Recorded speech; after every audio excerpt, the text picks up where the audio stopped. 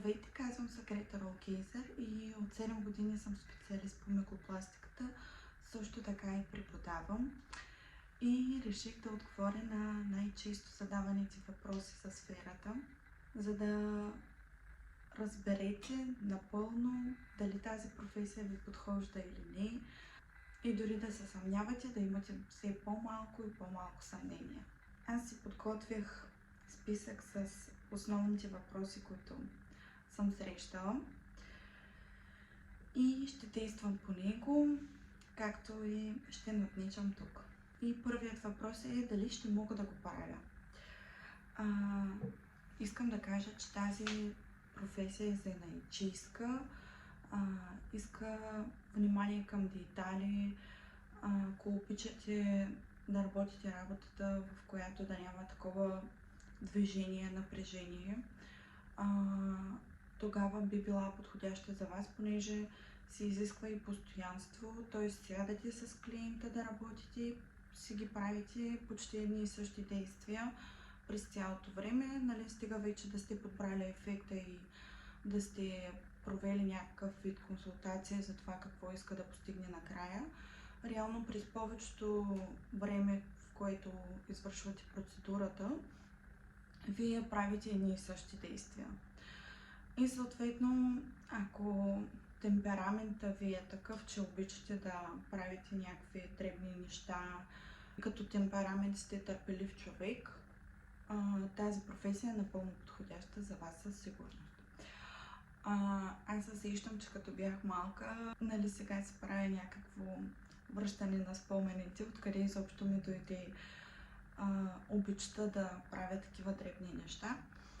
Като малка обичах да сглобявам пъзели, да правя гоблени, да рисувам и всякакви видове игри повече избирах, които изискваха да стоя на място и да правя едно и също нещо доста време и нали, което пак изискваше постоянство, търпение. И като малка се избирах такива игри, обожавах ги. И сега обожавам професията си съответно. Така че можете да си направите някаква връзка и с тези неща също или с другите ваши неща в ежедневието. Възможно обичате да се гримирате да ви е изпипан грима и да обърнете повече внимание към детайлите по лицето си и така нататък. Това също би било предпоставка за това, че имате търпение и постоянство. Следващият въпрос беше за гърба, кръста и зрението. Как сами и дали изобщо е толкова натварваща професия физически. Със сигурност това не е лек труд. Това са парите изкарани с физически труд. Ако имате някакви постоянни проблеми с гърба, със сигурност ще имате и правейки мигли. Аз примерно в 5-ти клас се счупих гърба. После преминах 1 година успешна реабилитация, после още колко години без спорт задължително. Нямах възможност, всъщност беше забранено от лекаря да седя. Имах доста ограничения физически, какво мога да правя, какво не мога да правя, но след премината реабилитация години наред, в момента нямам никакъв проблем да работя тази професия, както и работя с футьойли. Клиентите ни стоят на футьойли, което е по-удобно за тях, но всъщност ако изберете кушетка с хубав матрак, пак е много удобно за клиенти, което е по-добрият вариант за вас. Защото при работа върху футьойл леко повече се изгърбвате, отколкото ако работите на кушетка. Но въпреки това, че аз работя с футьойли, нямам болки в гърба, кръста. Да, на края на деня усещам напрежение. Със сигурност вече на края на деня физическата ми умора се казва думата със сигурност. Но вариантът е или да разпределите деня така, че да ви е по-кратък, или другият вариант просто да се преместите първоначално да работите на кушетки, защото в момента аз лично се замислям да го направя. И даже не е само заради мен, понеже 7 години работя на този вид футьойл и нищо не ми е станало до сега. Даже не ми се налага да ходя на рехабилитационни масажи предвид травмата ми отпреди. Тоест бих казала, че не е толкова голямо натоварване, стига да спазвате, нали, и стойката по време на работата, да не се изгърбвате, да се контролирате. Тогава не би трябвало да имате проблеми.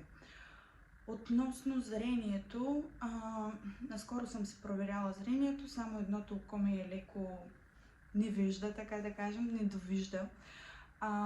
Но това не бих го отдала на това, че работя мигля, а по-скоро на това, че имам доста работа и в телефона, и нали, съответно и работя миглите, и нали, другите ми хобита са свързани с пак дребни неща, четене на книги и т.н., което реално постоянно просто затруднявам очите си с това, че се гледам или на много ярка светлина, нали, дребни неща, или телефона си, или дребни букви и всичко свързано с дребни неща през целия ден.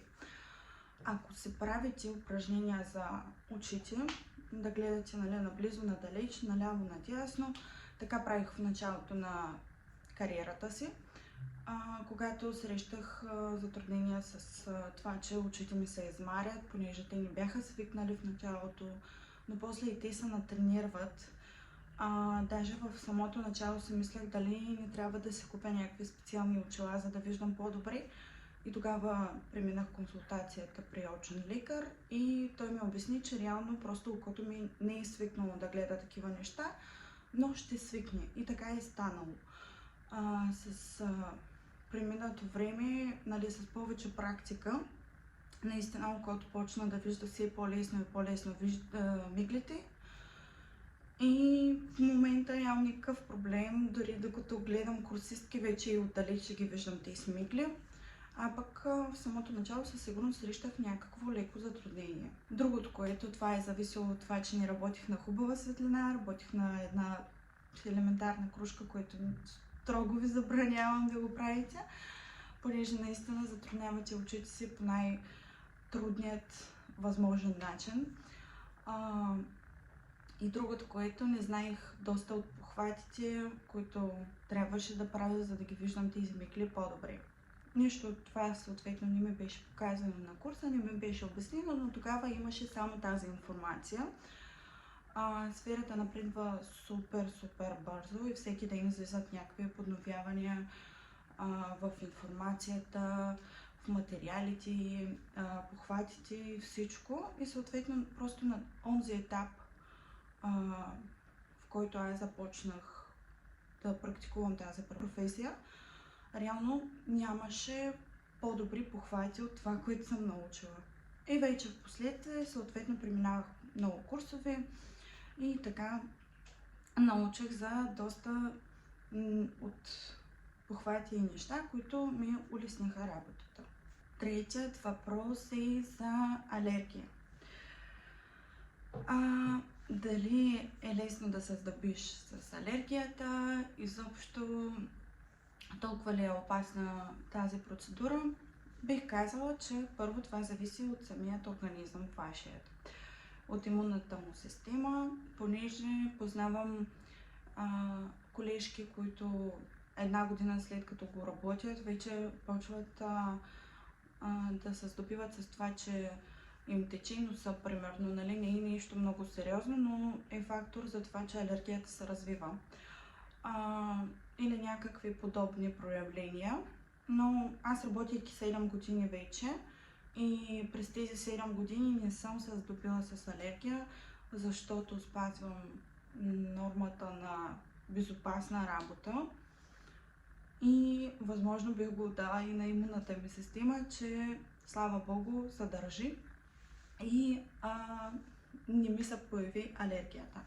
От към безопасните неща бих казала, че лепилото никога не трябва да се слага върху метална основа, като примерно гледам някои видеа, където слагат върху фолио лепилото, което е строго забранено, просто от взаимната им реакция на фолио и на лепилото, което съдържа акрил.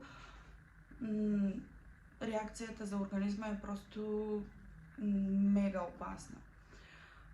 Другото безопасно нещо бих казала, че трябва постоянно да се проветрява в салона, не трябва да е застоял въздуха с всичките изпарения на лепилото. И третото бих казала, че подложката, която избирате за работа, има няколко варианта. По-настрани така отделна подложка с капчици или там нефритен камък, каквото и да изберете. И другият вариант с пръстен да работите, бих ви препоръчала да работите с такъв тип подложки, защото е по-отдалечено мястото, където слагате лепилото към носа и съответно изпаренията, които бихте поели, са много пъти по-малки. Въпреки това, аз лично съм свикнала в началото още да работя с пръстени. Не мога да свикна да работя на подложки. Просто не мога, не искам. Организма ми, слава богу, не проявява никакви алергии и съответно нямам допълнителен стимул да го правя. Просто обичам да работя с пръстени. На този етап мога да си го позволя и съответно го правя по този начин. Но съответно, ако се замислите за това, че искате максимално да обезопасите територията, в която работите и шанса от алергиите ви да е максимално нисък, тогава изберете друг вид подложка. И още едно нещо, което бих казала за алергията е, че трябва да носите маска. И от към безопасността за вируси и такива неща, все пак работим с хората и от към това, че така намаляте риска за вдишване на изпаренията от лепилото. Но като цяло във всяка професия си има някакви минуси и рискове на професията. Примерно сервитьорите, краката им супер много се измарят, както и на фризьорите. Фризьорите вдишват супер много за мен всякакви агресивни изпарения и при тях са много усещани, като при работа като микропластик. Реално изпаренията си ги имаме, но ако избирате и качествено лепило също така, те не се усещат даже. И съответно и безопасните норми на работа от към и алергия и като цяло, ако спазвате, мисля, че не би трябвало да има някакъв проблем.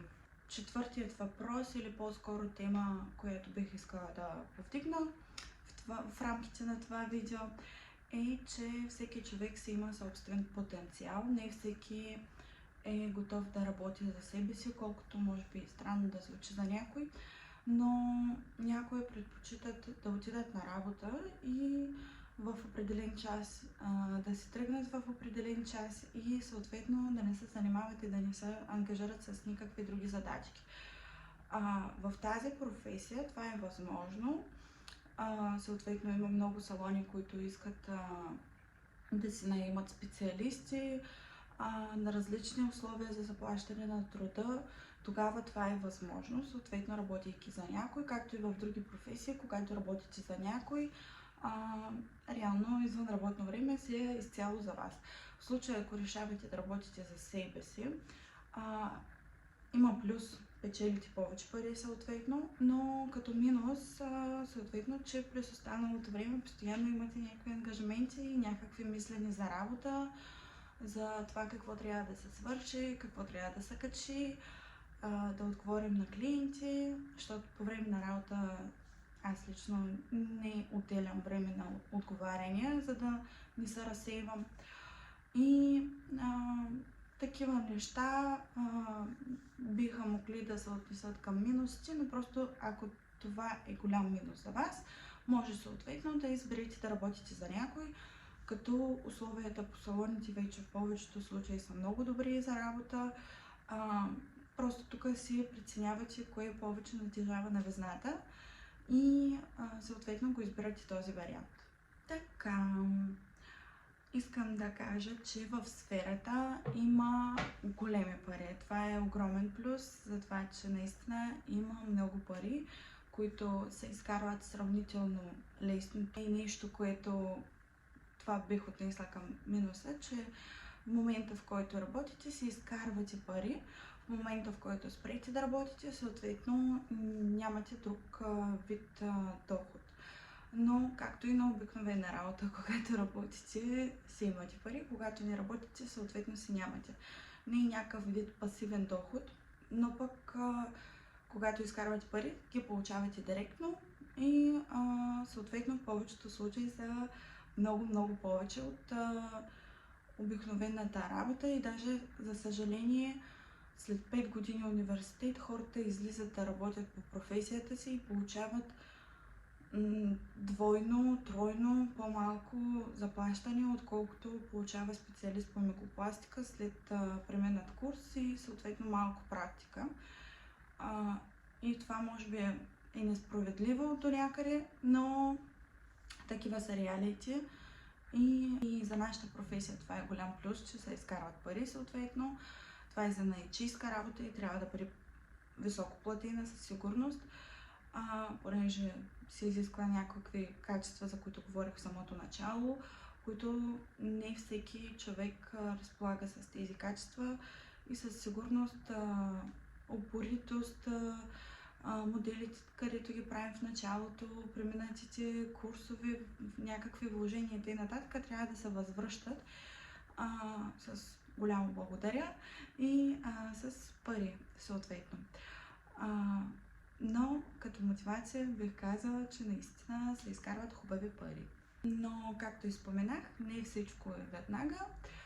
В началото не си представите, че след базов курс ще тръгнете директно да слагате миглите бързо и върху клиенти. Ще трябва да направите около 10-15 модела, за да може да свикнете елементарно с рутината, която се създавате, къде ще ви стои количката с материали, как ще действате, как ще посрещнете клиента в първите пъти, в които ще правите модела, ще бъдете дезориентирана за сигурност, защото просто това не е вашата рутина, вие тъкмо свиквате към това и най-малкото заради това нещо също трябва да направите модели. Другото, което да видите различни хора с различен темперамент, с различна големина на лицето, на очите и просто също така и да свикне ръката ви да прави колкото може повече модели, но пък плюс, че повечето модели се остават после и вашите клиенти, ако се справите добре, ако успеете да предразположите. Това буквално от 15 модела може да имате поне 7 клиента, които в последствие всеки месец редовно ще идват и ще се плащат за процедурата. Това е един от най-лесните варианти как да си натрупате и базата и съответно да спечелите първите пари, но и в началото съответно да потренирате.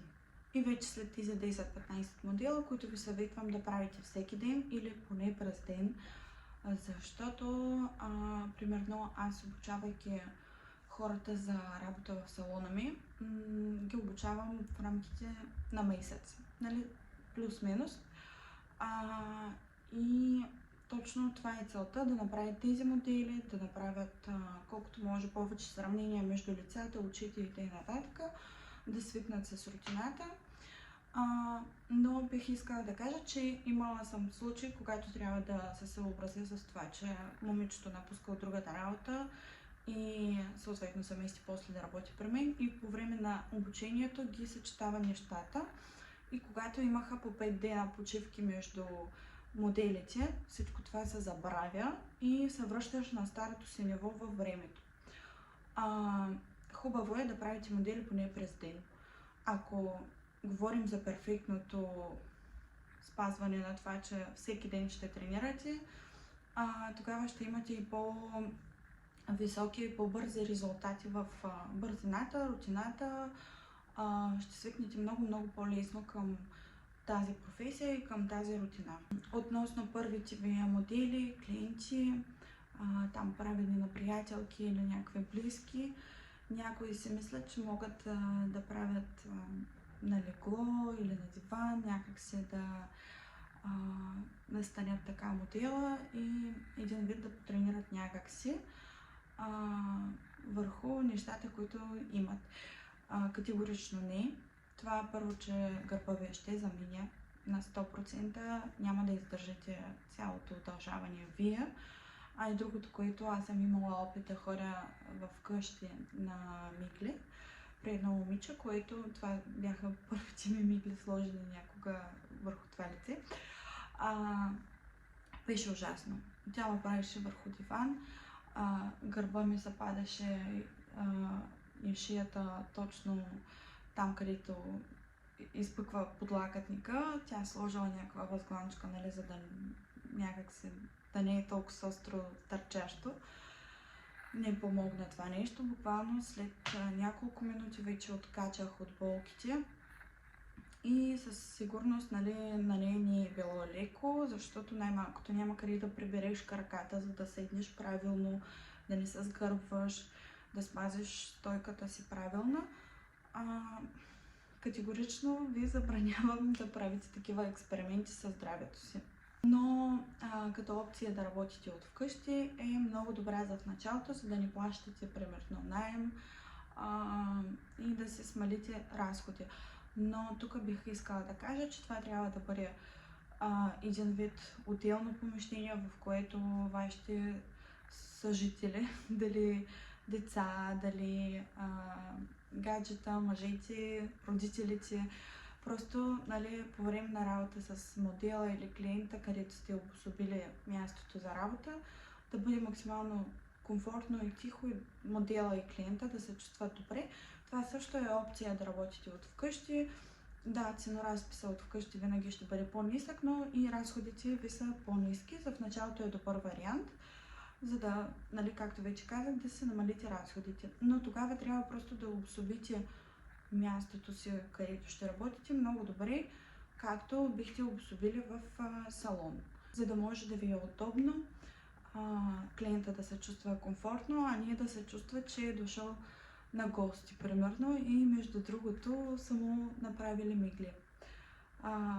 Има клиенти, които не биха се съгласили да дойдат на процедурата в вас. Аз съм имала няколко такива опити да ходя, нали, на мигли в къщи. Наистина се чувстваш малко неловко, че някак си отиваш в нечия дом, но примерно предвид, че ценоразписа ви ще бъде по-нисък, това би мотивирало някои хора, които, нали, нямат толкова голям проблем да дойдат в някой си, но биха искали да имат по-евтини мигли. И както вече казах, това за в началото би бил добър вариант. Имам ученичка, която работи точно от вкъщи, каза, че няма никакъв проблем с това. Между другото и ценоразписа е среден за града, т.е. тя правила някакви намаления в началото на пътя си, но сега вече работи на средна цена за града. Обособила си абсолютно отделна стая, нали, купила си кушетка, всичко както трябва, лампа. Няма никакви компромиси от към обзавеждането и материалите и нататък, абсолютно си е както в салона. Това също, нали, е вариант и както този пример показва, че има хора, които биха дошли на процедурата в къщи. Имам и още една колежка, която точно така се работи от вкъщи и пак си има постоянно плътен график, както и примерно работейки в салон. Но малко по-нататък бих ви препоръчала съответно да се преместите в салон, стига вече да сте събрали някаква минимална база от клиенти. Ако не може да си го позволите веднага да започнете в салон, тогава малко на по-късен етап, въпреки всичко, бих ви препоръчала да излезете в салон, защото съвсем друга е атмосферата, когато идва клиента при вас и нивото съответно е по-високо, отколкото да посрещнете клиента в къщи. От към заплащането, примерно, сега на днешен ден, когато записвам това видео, средната цена за града, за поддръжката, говоря за Варна, за поддръжката на мигли е 60 лева, като аз примерно вземам 6 клиента на ден, но примерно вкъщи бих ви препоръчала да правите поддръжки с около 10 лева по-евтино,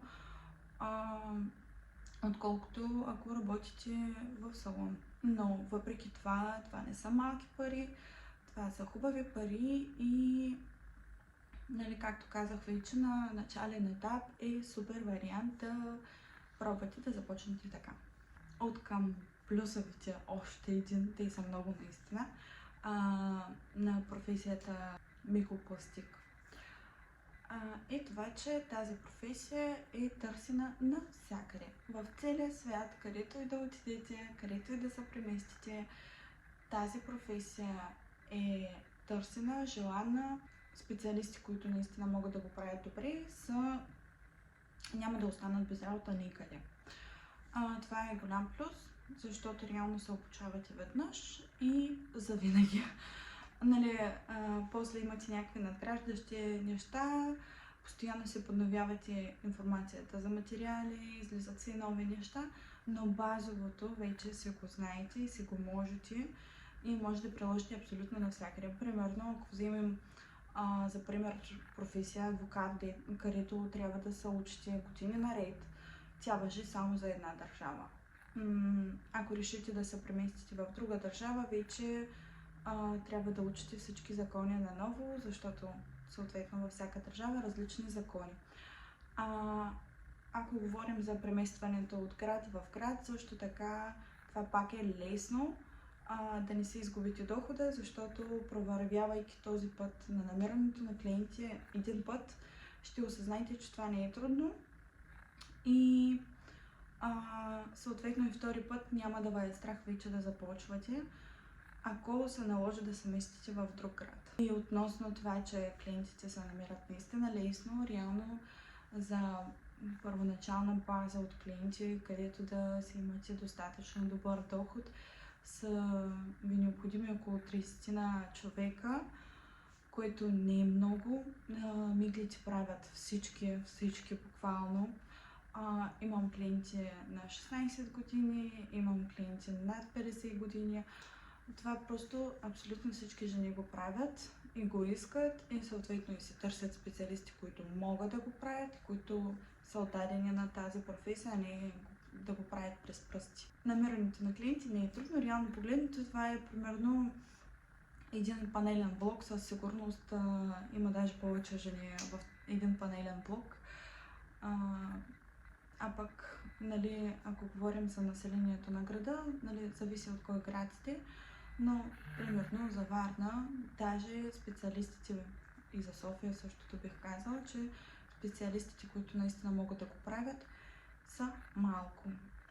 И другото, което относно конкуренцията бих казала, че доста от специалисти излизат в майчинство, съответно те спират да приемат клиенти за някакъв период от време. През този период от време тези клиенти търсят друг специалист. Също така някои се местят в други градове и оставят си база от клиенти. Другите пък започват да преподават и съответно се намалят графика и тези клиенти също се търсят специалисти. И мисълта ми е, че постоянно има някакво търсене на нов специалист, така че изобщо това няма как да ви притесни, особено ако знаете как нали, имате конкретни похвати, инструменти, така да кажем, които знаете как да намерите точно тези клиенти. На добри базови курсове го дават тази информация, за да може да знаете как да сложите мигли и да имате на кого да ги сложите. Така че не се притеснявайте от към това, че има голяма конкуренция или че няма да си намерите клиенти уж. Относно данъци, фирми и подобни неща, бих искала да кажа, че не е задължително директно да си отваряте фирмата и да работите с фирмата. Фирмата ви е необходима само ако вече искате да наемате работници или оборотите ви са вдигнали. В начален етап може да си направите патент. Това е нещо, което ви дава право официално да работите, да плащате данъци, да издавате касовите бележки и всичко да е изрядно и законово. Условието е оборот ви да е до 50 000 лева на година, плащате този патент веднъж годишно или другият вариант, знам, че правят 4 вноски на година, нещо подобно беше, поне преди една година беше така. И патента беше от сорта на 120 или 180 лева на година, някъде там, който реално плащайки на 4 вноски през 3 месеца изобщо не е голяма сума от сорта на 10, 15, 20 лева на месец, което и вие сте спокойни, изрядни към държавата, което ви дава законово право, нали, да работите както трябва, да издавате касовите билетки, както казах, и съответно си спите спокойно, че при една проверка всичко ще бъде наред. Развитието в сферата. Не си мислите, че изкарвайки курс за мигли, правим само мигли на клиенти и сме до там. Развитието в сферата е огромно. Първо, че можете да започнете да преподавате, да отворите салон за красота, да наемате съответно момичета, които да правят мигли при вас, да продавате материали, да произвеждате материали също така. Това са различни неща. Или пък може съответно да направите примерно дистрибуторска фирма, която да зарежда другите салони. Развитието наистина е голямо. И както бях казала преди малко, че парите в сферата са големи. С растежа ви те стават огромни. Изобщо не се притеснявайте, че това е някаква посредствена работа, несериозна работа. Тези, които основно казват, че миглите да слагаш е несериозно, че това е временна работа, че докато си млад, не е така. Просто както расте опита в сферата, вашият, докато го работите, знанията и потенциала ви също. Съответно вече после искате повече и повече и повече, можете повече и се развивате съвсем по различен начин, отколкото в началото. Така, сега, колко пари са необходими, за да започнете тази професия? Едно от най-интересното според мен, нали, аз тогава, когато започвах да работя сама за себе си, ми беше много интересно колко пари трябва да вложа, колко мога да изкарам.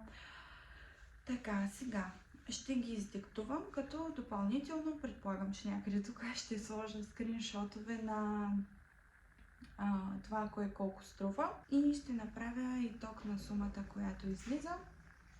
Така, това, което ще ви трябва за един път да купите, за постоянно, така да кажем, е обучение. Първо, обученията са най-различни, включват най-различни неща, протичат различен период от време и съответно цената се варира от там. Бих ви препоръчала само да не залагате на прекалено евтини обучения, понеже нито един специалист, който наистина разбира от работата си и може да изкара тези пари с клиенти, няма да тръгне да ви обучава за без пари. Обикновено го правят хората, които просто не могат да се натрупат клиентска база, нямат кой знае какви познания в сферата и един вид допълнение го правят, но сами се замислите, че ако можете да правите еди си какви пари на ден, защо да го правите обучението по-евтино, като може лесно да го изкарате с клиенти.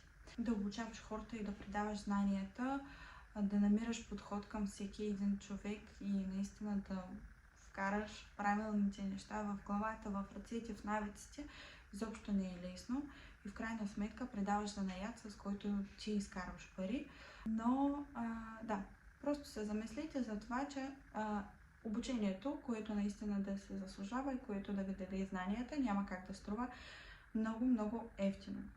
Но затова за обучението няма да посочвам цената, защото просто при всеки е различна. Но от към други неща, които плащате веднъж за дълго време напред, бих казала, че кушетка, матрак, който да сложите, за да може да бъде по-мекичка, защото повечето кушетки са някакви супер твърди и клиентите не издържат на тях цялата процедура. Сложите просто или топ матрак, или поне някакъв напрен, който да е по-дебел, за да може да е по-меко на клиента. То задължително трябва да бъде с регулиране на височината, за да може да се нагласите според всеки клиент. Има по-дребни дами, има по-пълнички и съответно височината, на която трябва да застанете докато правите мигли, е различна. Количка за материали, тя може да бъде най-обикновена. Аз в началото бях почнала с количка от Ikea. Може да поръчате някаква професионална, вече зависи според бюджета. Тук слагам едни от най-евтини неща, които съм намерила и които стават за работа. Лампата, тя задължително трябва да е професионална, голяма, хубава, с достатъчна светлина. В никакъв случай не работете с малки рингове или с лампа, примерно, която е с кружка. Аз така бях почнала. Както бях казала, в началото ми беше супер трудно. Даже не подозирах, че това реално беше заради една лампа. Аз толкова много се измарях. Чак имах главоболие. И после, когато си промених лампата, нещата са се променили коренно.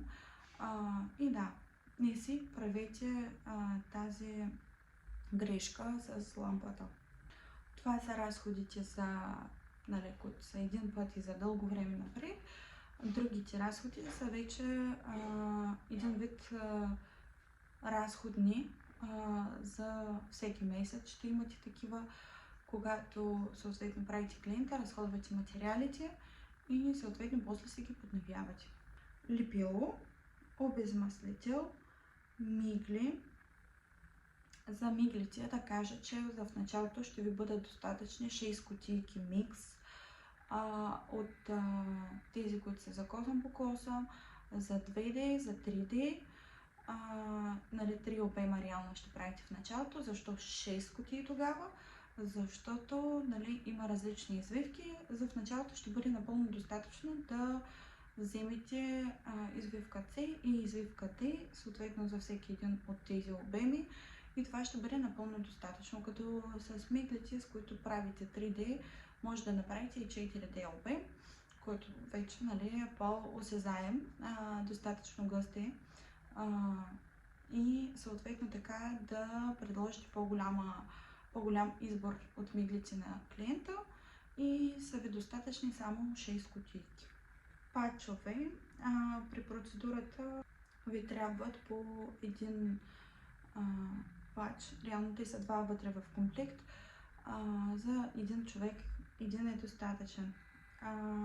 От към лепилото само да кажа, че то ви стига горе-долу за около месец.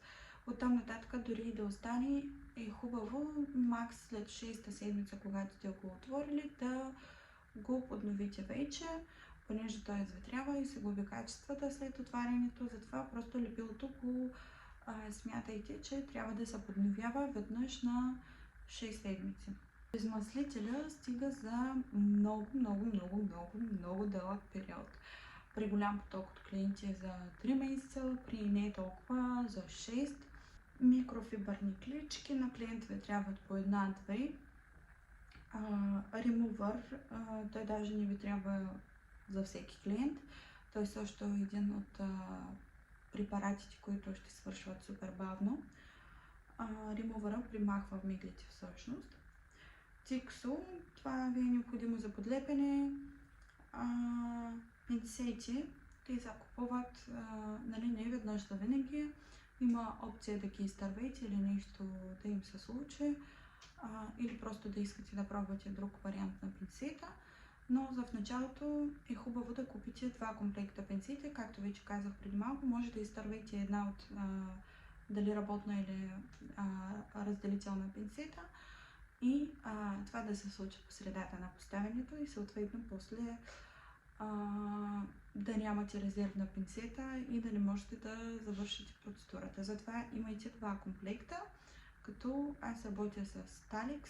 Те са много хубави пинцети, ръчно заточени са, проверени съответно на ръка, не са масово производство, така да кажем, което я ще стане тази пинцета, я не. Просто залагайте на хубавите, за да може да се улесните работа. Тези пинцети, които са прекалено ефтини или то даже не е в цената, честно казано, въпроса, защото съм виждала и най-обикновени китайски пинцети да продават и сумати пари и да ги изкарват супер луксозни и т.н. Просто е хубаво да заложите на добра марка, която е професионална, която се занимава само с това и която вече да е доказана на пазара като такава. Затова работя с Stalix и нали, съвсем откровено ги препоръчвам на всички други специалисти.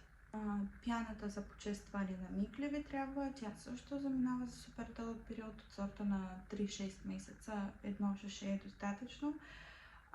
Памучените клечки или подложки, или пръстени, зависи с какво решавате да работите.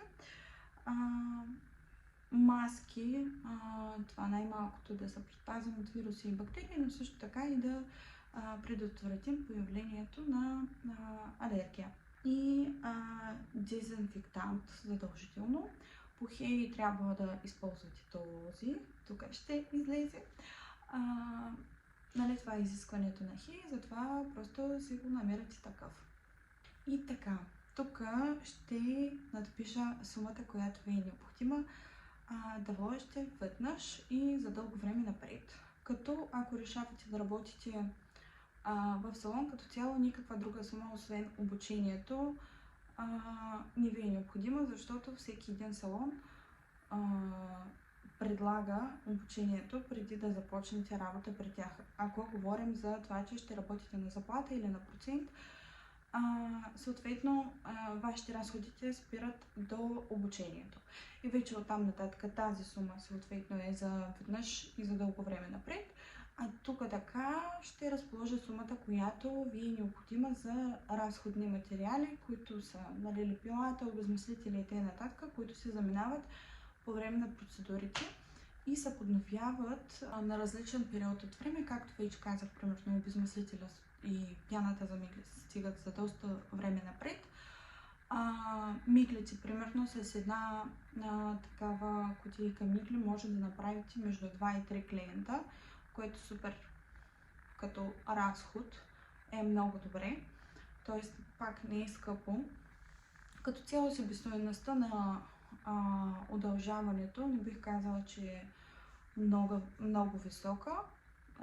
Даже изобщо не е. Реално труда е най-ценното нещо в тази професия, защото вече казах, че това е професия на занаят.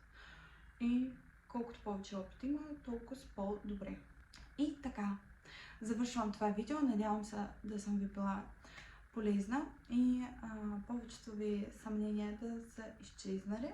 И също така отдолу ще оставя линк към инстаграма ми и ще ви очаквам на моите обучения. Чао!